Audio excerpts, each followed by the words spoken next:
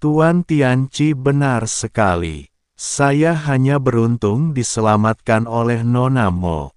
Chen Ping tersenyum menyanjung. Saudara Tianci, bisakah kamu membuka pintu batu ini? Mo Qingyun bertanya pada Tianci.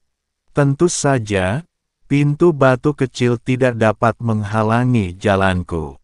Tianci tersenyum dingin, lalu berjalan menuju gerbang batu tanpa basa-basi, dan sebilah pisau hitam pendek tiba-tiba muncul di tangannya.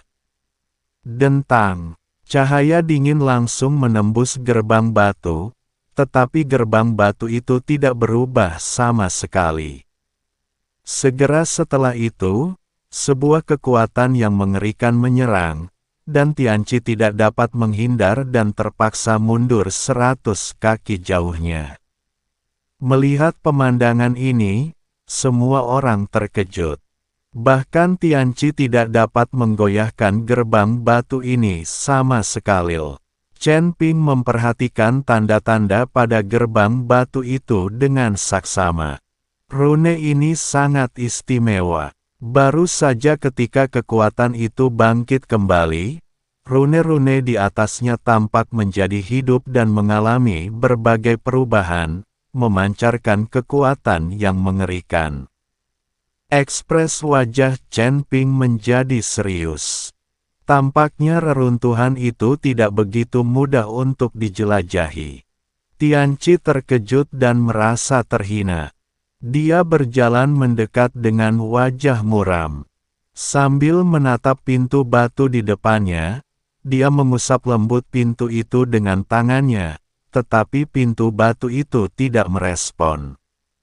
Sepertinya formasi di gerbang batu ini sangat kuat. Kita perlu meminta Tetua Tong dari Paviliun Tianyuan untuk melihatnya. Dia telah mempelajari formasi, kata Tianci ringan. Chen Ping tidak mengatakan apa-apa.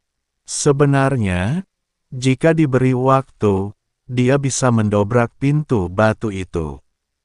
Walaupun formasi di atasnya istimewa, tidak sulit bagi Chen Ping untuk menemukan pusat formasi tersebut dan kemudian menghancurkannya.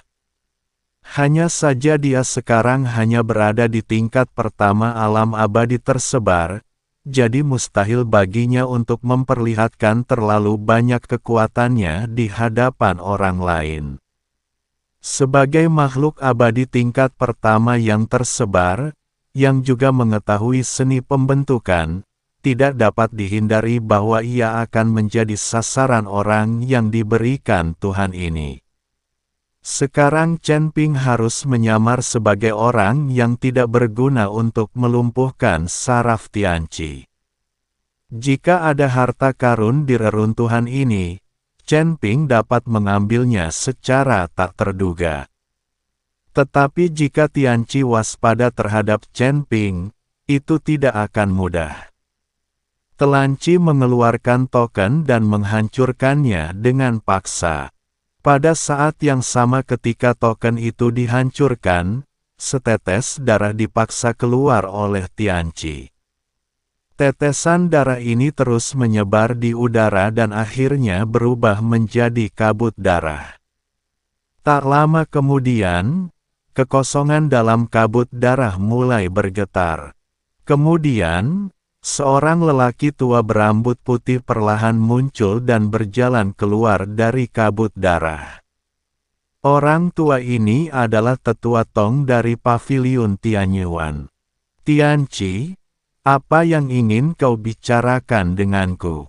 Aku sedang bermain catur dengan Master Paviliun, kata Tetua Tong. Penatua Tong, aku datang ke reruntuhan untuk melihat-lihat, tetapi ada sebuah formasi di gerbang batu ini, dan aku tidak bisa memecahkannya.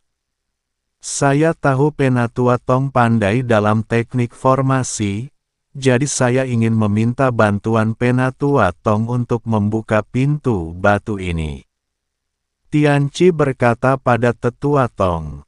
Tianci bersikap jauh lebih sopan terhadap Tetua Tong, tanpa ada kesombongan sedikit pun.